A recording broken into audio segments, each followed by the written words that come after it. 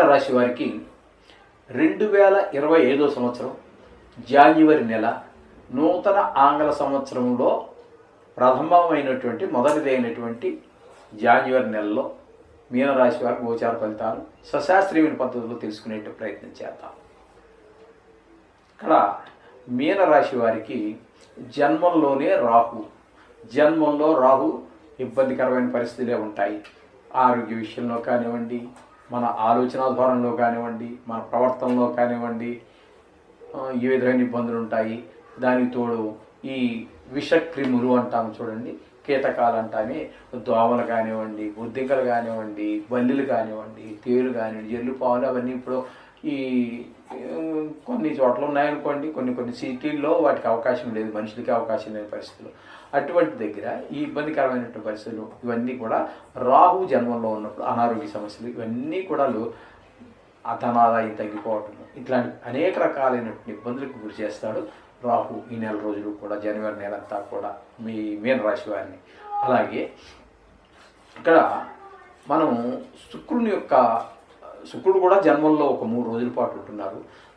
మరి 3 రోజులు అంటే అది దాని ముందు ఉన్నటువంటి 27 రోజులు 28 రోజులు దాని మాట ఏంటి అంటే ఆయన ప్రారంభం నిజానికి చెప్పాలి అంటే జాన్యువరి 1 నుంచి 28 వరకు ఆయన వ్యయంలో అంటే కుంభరాశిలో సంచారం చేస్తున్నారు. అక్కడ నుంచి ఆయన రాశి మారి మీనంలో ప్రవేశిస్తూ ఉన్నారు. అక్కడ మీకు వ్యయంలో ఉన్నప్పుడు కానీ ఇటు జన్మంలో ఉన్నప్పుడు కానీ శుక్ర భగవానుడు చాలా శుభప్రదమైనటువంటి ఫలితాలన్నీ ఇస్తాడు. లలిత కళకు సంబంధించి కానీ లేదా మామూలుగా మన షేర్ మార్కెట్లో పెట్టుబడి పెట్టేటటువంటి వారికి కానీ, లలిత కళల విషయంలో కానీ, సినిమా రంగంలో ఉన్నటువంటి వారికి కానీ, టీవీ రంగంలో ఉన్నటువంటి వారికి కానీ, సోషల్ మీడియాలో ఉన్నటువంటి వారికి కానీ అత్యంత శుభప్రదమైనటువంటి ఫలితాన్ని శుక్ర భగవానుడు అందజేస్తాడు. అలాగే భార్యాభర్తల మధ్యన అనుకూలత కూడా చాలా చక్కగా ఈ నెల రోజులు జరుగుతూ ఉంటుంది. ఇవన్నీ చాలా సంతోషాన్ని కలిగిస్తూ ఉంటాడు. మనం ఎంత ఉన్నప్పటికీ శుక్రుడు యొక్క అనుగ్రహం లేకపోతే హ్యాపీగా సంతోషాలన్నీ అనుభవించలేమండి. అది ఆయన యొక్క గొప్పతనం. అందుచేత శుక్ర భగవానుడితోటి ఆ విధంగా మీరు శుభాలన్నీ పొందవచ్చు. ఏకాదశి స్థానం, ద్వాదశ స్థానంలోనూ జన్మలోనూ కూడా శుక్రుని యొక్క సంచారం వల్ల. ఇకపోతే ద్వితీయ స్థానంలో గురువు యొక్క సంచారంగా మనం చెప్పుకోవాలి. వక్రగతి మూలంగా ద్వితీయ స్థానంలో మీకు గురువు యొక్క బలం చాలా బాగుంటుందండి. కుటుంబంలో పరిస్థితి అంతా బాగుంటుంది, ఆదాయం పెరుగుతుంది, మాట పెరుగుతుంది, ఇంట్లో సుఖ సంతోషాలతోటి ఉల్లాసంగా ఉత్సాహంగా గడపగలుగుతారు. ఈ విధమైన పరిస్థితులన్నీ కూడా మనకి దైవభక్తి పెరుగుతుంది, చమత్కారం పెరుగుతుంది. ఈ విధమైనటువంటి ఫలితాలన్నీ కూడా ద్వితీయ స్థానంలో గురువు యొక్క సంచారం వల్ల జరుగుతూ ఉన్నాయి. ఇక్కడ మీకు శుక్రుని యొక్క అనుగ్రహం పూర్తిగా ఉంది, గురుని యొక్క అనుగ్రహం కూడా పూర్తిగానే ఉన్నది. ఇకపోతే పంచమ స్థానంలో పంచమ స్థానాల్లో కుజుని యొక్క సంచారం జరుగుతున్నది. ఇక్కడ కుజుని యొక్క సంచారం చతుర్థంలో కానీ పంచమంలో కానీ శుభ ఫలితాలు ఇవ్వదండి. ఇక్కడ చతుర్థంలో ఉన్నప్పుడు ఏంటంటే ఈ రియల్ ఎస్టేట్ వ్యాపారంలో ఉన్న వాళ్ళకి రాణింపు ఉండదు.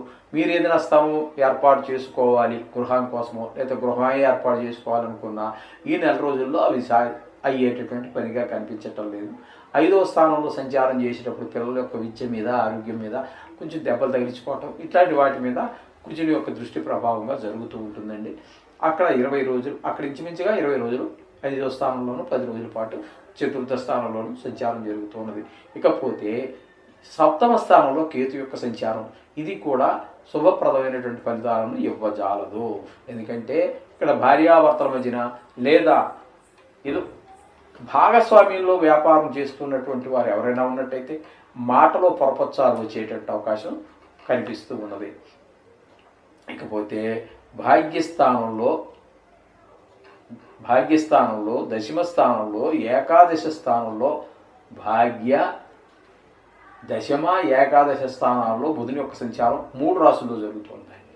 ఈ 3 రాశుల్లో మనకి ఈ భాగ్యస్థానంలో మాత్రం శుభప్రదమైన ఫలితాలు ఇవ్వజాలు. అది కేవలం 3 రోజులు మాత్రమే.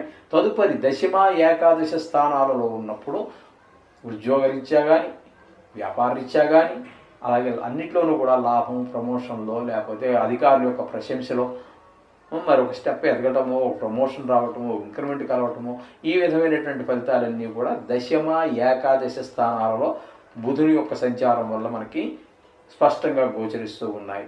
ఇకపోతే రవి యొక్క సంచారం కనుక మనం తీసుకున్నట్టయితే దశమ ఏకాదశి స్థానాల్లో రవి యొక్క సంచారం జరుగుతోంది. రవి యొక్క సంచారం దశమ ఏకాదశి స్థానాలలో, దశమ ఏకాదశి స్థానాలు 2 స్థానాల్లోనూ కూడా రవి యొక్క సంచారం చాలా బాగుంటుంది. ఆరోగ్యం చాలా బాగుంటుంది, ఆదాయం పెరుగుతుంది, లాభాలు పెరుగుతాయి, అందరితోటి మంచి చిత్రతగా ఆప్యాయంగా ఉల్లాసంగా ఉత్సాహంగా ఉండటం అన్నీ కూడా జరుగుతూ ఉంటాయి 10, 11 స్థానాల్లో రవి యొక్క సంచారం వల్ల. ముఖ్యంగా ఇంట్లో ఏ ఒక్కరికి కూడా అనారోగ్య సమస్య పొడచూపే అవకాశం మనకి కనిపించదండి. ఈ విధంగా రవి యొక్క సంచారం మనకు జరుగుతూ ఉన్నది. ఇకపోతే శని యొక్క సంచారం కనుక మనం తీసుకున్నట్టయితే శని యొక్క సంచారం ఏ స్థానంలో జరుగుతోంది, ఇది మాత్రం కొంచెం ఇబ్బందికరమైనటువంటి పరిస్థితి. ఇది కూడా ఏళ్ళనాటి శనిలో కింద వస్తుందండి. వీళ్ళకు కూడా ఇది కూడా కొంచెం ఇబ్బందికరమైనటువంటి పరిస్థితి వస్తూ ఉంటుంది. దీనివల్ల ఏంటంటే ఏ స్థానం ధనం ఖర్చు అయిపోవటం, అలాగే మనసు ఏదో దేనికో విచారం, అలాగే ఇది వ్యయ స్థానం కాబట్టి ఆరోగ్య విషయంలో కానీ ధన విషయంలో కానీ ఖర్చులు ఎక్కువ కనబడుతూ ఉంటాయి. అంటే ఆ రాబడి తక్కువ అవుతుంది అనుకోవచ్చు. ఆరోగ్యం కూడా కొంచెం దెబ్బతీసే అవకాశం ఉంటుంది. ఈ విధమైన ఫలితాలన్నీ కూడా ఏ స్థానంలో ఉన్నటువంటి శని భగవానుడి వల్ల లభిస్తూ ఉన్నాయి. ముఖ్యంగా ఇక్కడ ఈ రాశి వారికి చెప్పాలి అంటే శుక్రుని యొక్క గోచార ఫలితాలు బాగున్నాయి, గురువు యొక్క ఫలితాలు బాగున్నాయి, రవి యొక్క ఫలితాలు కూడా చాలా బాగున్నాయి, అలాగే బుధుని యొక్క ఫలితాలు కూడా మనం చాలా బాగున్నాయని చెప్పుకోవాలి. అంచేత ముఖ్యమైనటువంటి గ్రహాలుగా మనం తీసుకున్నట్టయితే మనకి ఎక్కువ గ్రహాలు చాలా అనుకూలత ఉంది. మీన రాశి వారికి చాలా ఈ నెలంతా కూడా చాలా బాగుంటుందని చెప్పడంలో అతిశయోక్తి ఏమీ లేదండి. ఈ విధమైన ఫలితాలన్నీ కూడా మనకు మీన రాశి వారికి కనిపిస్తూ ఉన్నాయి. ఏదేమైనప్పటికీ కూడా గ్రహాలు అనుకూలత ఉన్నా కూడా లేకపోయినా కూడా రోజు నిత్యం నవగ్రహాలకు సంబంధించి ఏదో పూజ చేసుకోండి. ఏదో అవసరం వచ్చింది, బాగలేదు, ఇవాళ ఏదో జపం 10 మంది బ్రాహ్మణులు పెట్టాము, జపాలు చేయించాం, హోమాలు చేయించాం అంటే అది అన్నీ సద్దు మణికిపోయి ఇంకెవరి దగ్గరికి మనం వెళ్ళాం. అవసరం ఉన్నప్పుడు వెళ్ళి అవసరం లేనప్పుడు వెళ్ళకపోవటం అనేది అది ధర్మమా, అది పద్ధతేనా మనమే ఆలోచించుకోవాలి. అంచేత నిత్యము మన నిత్య పూజలో 1 నిమిషం 2 నిమిషాలు కేటాయించండి. మీకు ఈ చిన్న చిన్న అతి స్వల్పకాలంలో జరిగేటటువంటి వార, పక్ష, మాస, సంవత్సర ఫలితాలు కూడా ఇంచుమించుగా తక్కువగానే మనం చెప్పుకోవచ్చు. కొన్ని గ్రహాలు, కొన్ని ఇంపార్టెంట్ గ్రహాలు, ముఖ్యమైన గ్రహాలు ఉన్నప్పటికీ కూడా అది తక్కువ పీరియడ్గానే మనం పరిగణలో తీసుకుని చేయాలి. ఎందుకంటే ముఖ్యంగా ఇది గోచార ఫలితం కాబట్టి రాశి మీది ప్రత్యేకమైన వ్యక్తిగతమైనటువంటి జాతకం కాదు. అది రాయించుకోండి. మా దగ్గర కూడా సౌలభ్యత ఉన్నది. అది రాయించుకొని దానికి ఈ గోచార ఫలితాన్ని అనుసంధానం చేసుకోండి. చాలా చక్కటి ఫలితాలు మీరు పొందగలుగుతారు. ఏ మాత్రం సందేహం లేదు. శుభం భూయాత్.